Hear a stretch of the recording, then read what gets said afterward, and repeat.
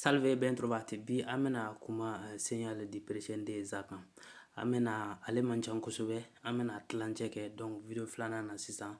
amena toke kwa.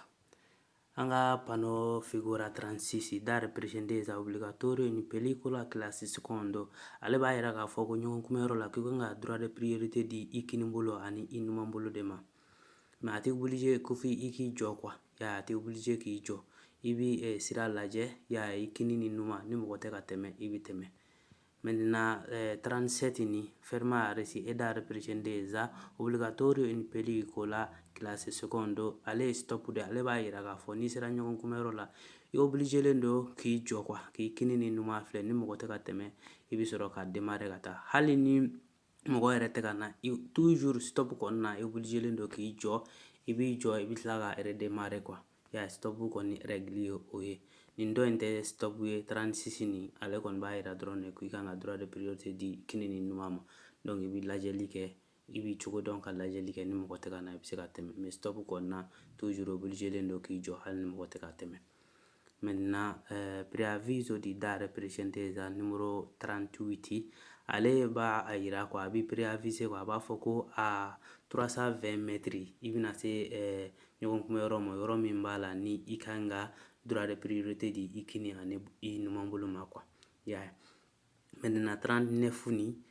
figura 39 ale ba ira preaviso di fermarsi e dare presenteza ale ye stop fene de quoi ya parce que presenteza ani stop faralendo nyonga ya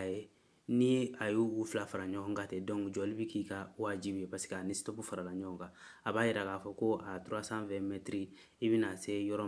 mina ikangi jo et puis kanga droit de priorité di ikini ni inumama ya hali ni mogote ka teme obligé le do ki jo ya ka sala redémarrer. Figura 40 intersezioni con precedeza a destra obbligatorio in pellicola classe secondo ale ba ira ka foko nyogon kumero la ku i obligé lendo ku ka droit de priorité di ikinimbolo de ma ya ale ba ira droit ku kanga di ikinimbolo ma ya comme na fo ni ba ira ikinimbolo 39 ni aba ira ikinimbolo ani numambolo mais 40 ni ale ba ira droit ko nyogon kumero la ikanga droit de priorité di ikinimbolo le mo ya ini mo be ikumbe na be kana ikinimbolo fe ikanga ale blaga teme. Maintenant ka 45 figura 45 dare presenteza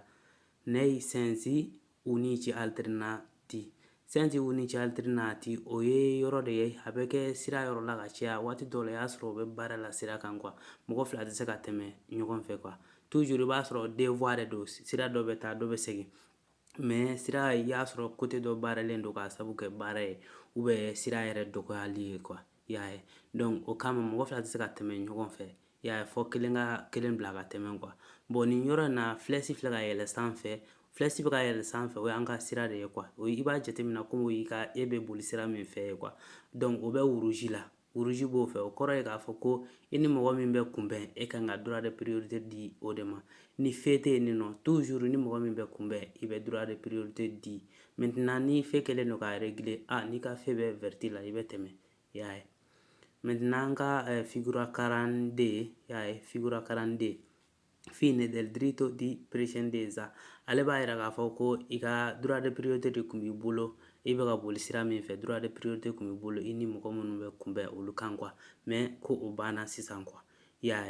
tuma dola yani ka nim pano ni o ya soro iya ye amabare quoi pano ni 42 ni ya soro amabare folo la ya 30 a chamanche la ba ira toujours ko droit de priorité bi woli bito ka ye maintenant ni droit de priorité ni bana droit ba ye o be ba yoro mino e bi pano ni tuguni kala no ga triche agan quoi ya comme nyefa amena se ama yoro mina ba ira ga foko droit de priorité bi ibolo anye pano de président sa anye tlanje ke sisan ya donc video na to la amena fere ke ka flanje doni ke quoi ya kuma ambe taga na aye doni anya tlanje ke comme président za ale manchan quoi ya ale pano manchan kusube donc anye tlanje ke sisan video na to la amena flanje doni ke au kambe video na to